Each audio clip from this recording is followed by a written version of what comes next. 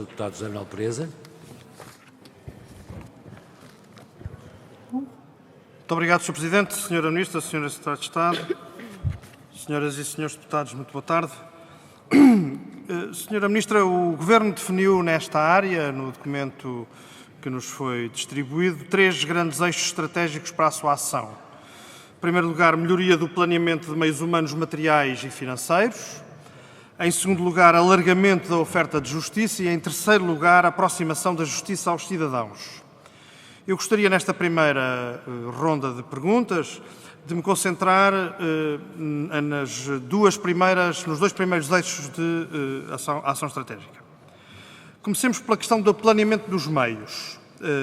Prioridade absoluta, naturalmente, deve ser dada aos meios que hoje são indignos de um Estado de Direito.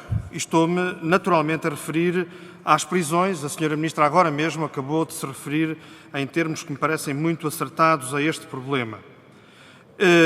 Um trabalho de planeamento estratégico implica ação sobre o edificado e implica ação também sobre os meios humanos necessários para que a ação dos estabelecimentos prisionais seja adequada.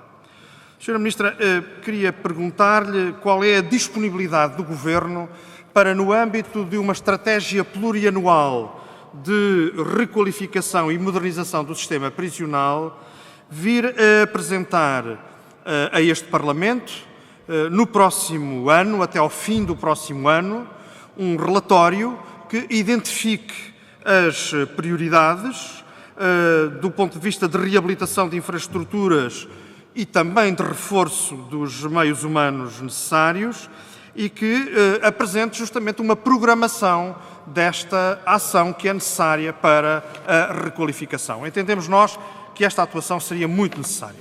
Em segundo lugar, planeamento ao nível dos meios humanos. Sra. Ministra, está em curso a revisão do estatuto remuneratório das carreiras de conservadores, notários e oficiais de registro e notariado.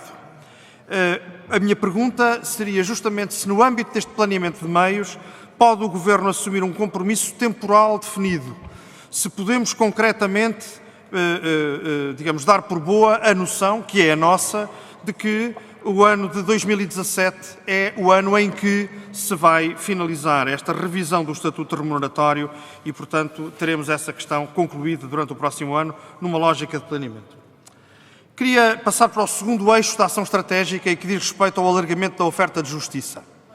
Apresentando, Sra. Ministra, 3 pistas de trabalho e para as quais também peço a sua resposta no que diz respeito à disponibilidade do Governo para as encarar como prioridades. Em primeiro lugar, o Bloco de Esquerda entende que o sistema de apoio judiciário, tal como existe neste momento, é francamente insuficiente para uma sociedade como a portuguesa, na perspectiva de um serviço de justiça que seja efetivamente universal.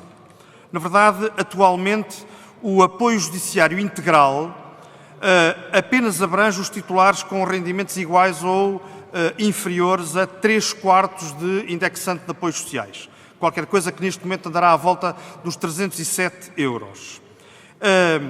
E creio, Sra. Ministra, queremos nós, que se justificaria que um sistema de apoio judiciário que corresponda, que esteja à altura das necessidades da sociedade portuguesa, passasse a contemplar como beneficiários de apoio judiciário integral os titulares de rendimentos iguais ou inferiores a 1 IAS. E, portanto, queria lhe perguntar que disponibilidade tem o Governo para encarar esta possibilidade. Segundo lugar, encaramos também nesta perspectiva como muito necessária a eliminação do teto mínimo de 3 UCs para o pagamento faseado de custas judiciais. É uma proposta que não teria, tanto quanto pensamos, não teria qualquer impacto orçamental. Tratava-se pura e simplesmente de permitir pagamento faseado sem um teto mínimo e sem, enfim, a exigência de um juro que creio andar à volta dos 5%.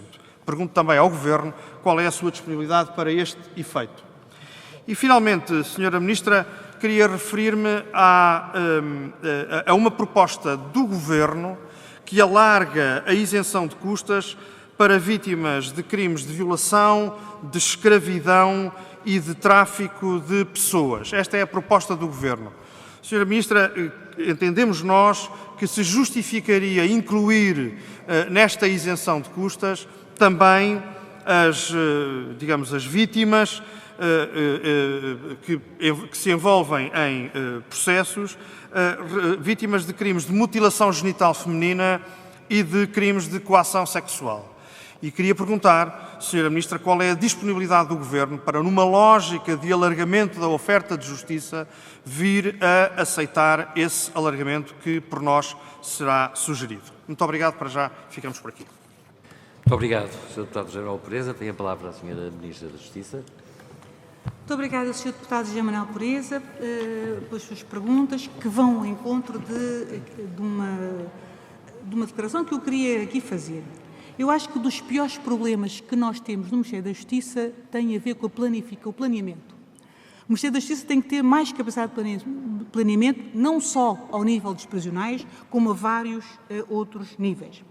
E é óbvio que a proposta que faz vai na linha da ideia que eu aqui exprimi e que obviamente a sua proposta desenvolve, de haver uma definição anual de prioridades relativamente à intervenção no edificado e prioridades no que diz respeito a recursos humanos e a outros recursos, com a identificação dos meios afetos à realização dessas prioridades.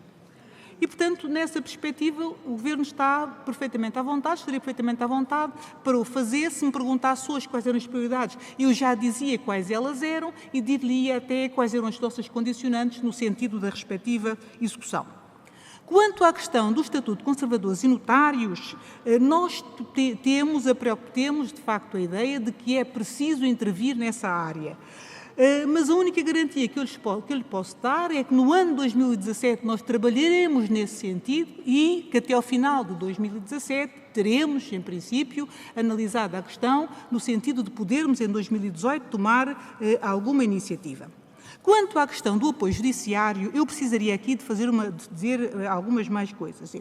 Eu compreendo as questões que me são colocadas do ponto de vista do apoio judiciário, mas quero também dizer aqui o seguinte.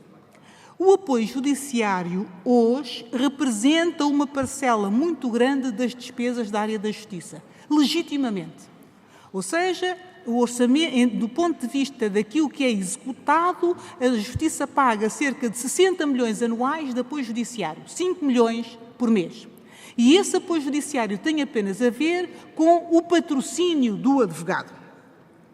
Se nós fizermos uma análise que pode não ser rigorosa, a rácio entre os processos entrados e o apoio judiciário, verificamos que entre 20% e 26% dos processos entrados anualmente beneficiam de apoio judiciário.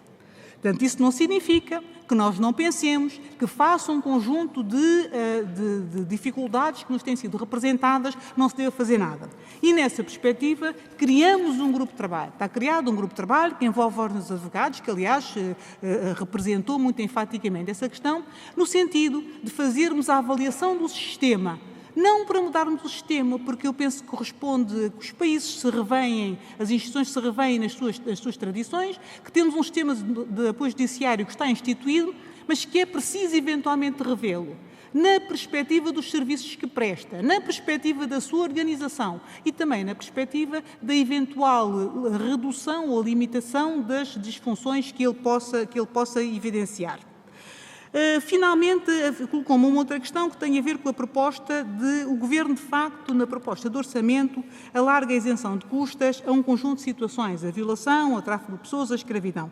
Eu diria que, embora não seja muito apologista desta lógica de criar isenções sobre isenções deste modelo, acho que é preferível criar-se um modelo geral de isenções que tenham mais a ver com critérios mais gerais do que este modelo aqui. Obviamente, estando aberta esta porta, se não houver condicionantes de ordem orçamental que o impeçam, estaria disponível para aceitar isto.